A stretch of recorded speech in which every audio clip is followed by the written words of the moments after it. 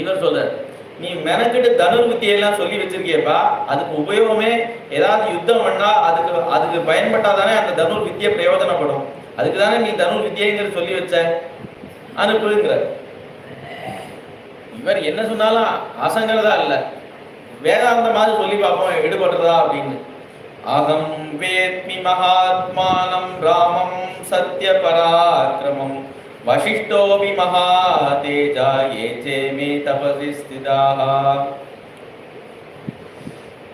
இவர் அப்படியே வேதத்தோட சொல்ல இங்க அப்படியே எடுத்து போடுறார். வேதாகமேதம் புருஷம் மகாந்தம், அந்த வார்த்தையை அப்படியே இங்க போடுறார். யோமாம் பஷ்யதி சர்வத்திர சர்வத்திர மை பஷ்யதி, இது பக்காவா அப்படியே இது பரபிரம்ம சுரூபம் எது அதுதான் உன் பிள்ளை அப்படின்னு சொல்றாரு.